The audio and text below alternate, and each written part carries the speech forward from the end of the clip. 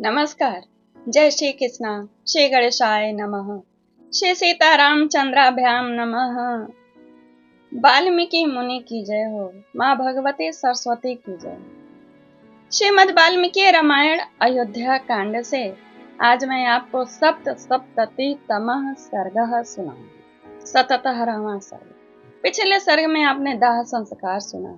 इस सर्ग में अस्थियां अर्जित करके विसर्जन करने के कर्म को आप सुनेंगे। जिस कर्म को करते हुए महात्मा भरत उस राख में खुद राख बने अस्थियों को एकत्रित करें और जो भी कार्य 10वें 11वें 12वें दिन जो किया जाता है उसको बड़े विधिवत किया।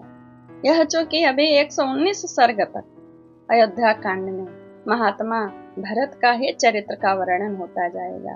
महाराज पूरे रामचरित में रामायण कथा में भरत का ही चरित्र सबसे बड़ा निर्मल यश प्रदान करने वाला है। इसलिए पूरा सुनिए, लाइक कमेंट शेयर करिए। आइए सुनिए एक एक श्लोक का हिंदी में अर्थ। तदंतर दशाह व्यतीत हो जाने पर राजकुमार भरत ने 11वें दिन आत्म शुद्धि के लिए स्नान और 11 श्राद्ध का अनुष्ठान किया।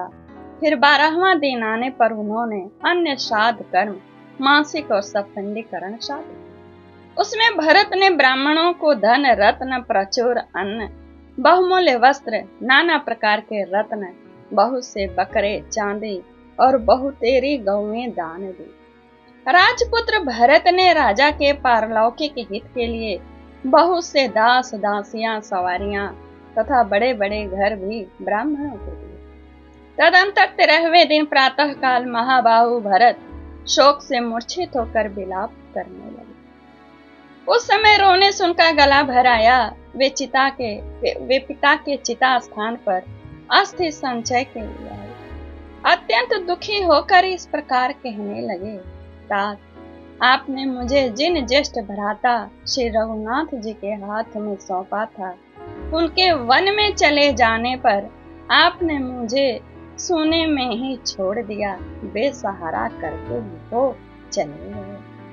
तात नरेश्वर, जिन अनाथ हुई देवी के एकमात्र आधार पुत्र को आपने वन में भेज दिया, उन माता कौशल्या को छोड़कर आप कहाँ चले गए?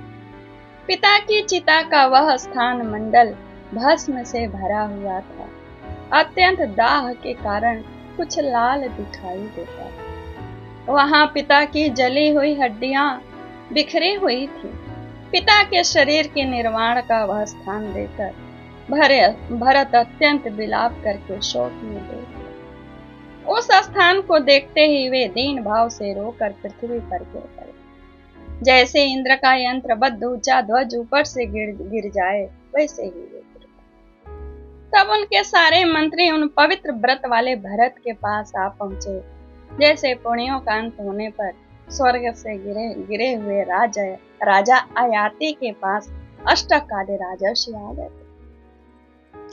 भरत को शोक में डूबा हुआ देख उनके भाई शत्रुघ्न भी अपने पिता महाराज दशरथ का बारंबार स्मरण करके अचेत होकर पृथ्वी पर गिर पड़े। वे समय समय पर अनुभव में आए हुए पिता के जो लालन पालन संबंधी कार्य किए थे महाराज ने उसे याद कर करके करके रो रहे थे।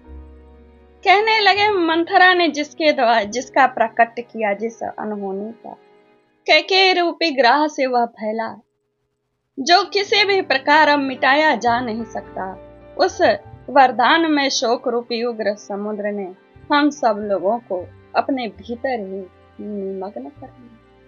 तात, आपने जिनका सदा लाड़ प्यार किया तथा जो सुकुमार और बालक हैं, उन रोते बिलखते हुए भरत को छोड़कर आप कहाँ चले? भोजन पान वस्त्र आभूषण न जाने कितनी आवश्यक दुर्लभ वस्तुओं का आप सदैव हम भाइयों के लिए संचय किया करते थे, अब कौन करे? आप जैसे धर्म महात्मा राजा से रहित होने पर पृथ्वी को फट जाना चाहिए।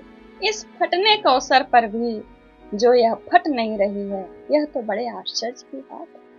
पिता स्वर्गवासी हो गए और श्री राम वन में चले गए। भरत जी कह रहे हैं, अब मुझे भी जीवित रहने की क्या शक्ति है? अब तो मैं भी यज्ञ में ही प्रवेश करूंगा। बड़े भाई और पिता से हीन होकर इक्ष्वाकु वंशी नरेशों द्वारा पालित इस अयोध्या में मैं प्रवेश नहीं करूंगा, तपोवन में ही चला जाऊंगा। उन दोनों का विलाप सुनकर, उस संकट को देखकर समस्त अनुचर वर्ग के लोग पुनः अत्यंत शोक से व्याकुल हो उठे। उस समय भरत और शत्रुघ्न दोनों भाई विषादग्रस्त और थकित होकर पृथ्वी पर लौट रहे। उसी समय भगवान की प्रेरणा से सर्वज्ञ ज्ञानी वशिष्ठ जी आए, जो इन श्री राम आदि के पिता के पुरोहित थे। भरत को उठाकर उन्होंने इस प्रकार कहा, प्रभु तुम्हारे पिता के दाह संस्कार हुए यह 13वां दिन है। अब अस्थि संचय का जो शेष कार्य है उसको करने में तुम यहाँ विलंब क्यों कर रहे हो? कहते हैं भूख, प्यास, शोक, मोह तथा जरा मृत्यु ये 3 द्वंद्व सभी प्राणियों में समान रूप से उपलब्ध होते हैं। इन्हें रोकना सर्वथा संभव है।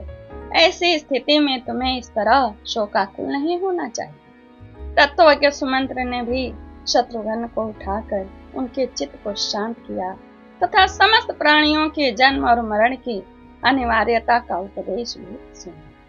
उस समय उठे हुए वे दोनों यशस्वी नरश्रेष्ठ वर्षा और धूप से मलिन हुए 2 अलग अलग इंद्र ध्वजों के समान प्रकाशित हुए।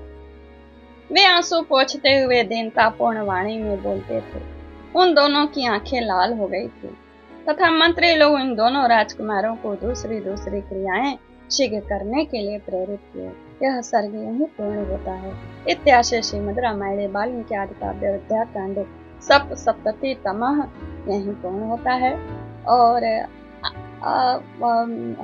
78वें मतलब अष्टसप्ततितमः सर्ग में शत्रुघ्न का क्रोध किसके प्रति खूब जाति। सुनिएगा, लाइक कमेंट शेयर करिए। धन्यवाद।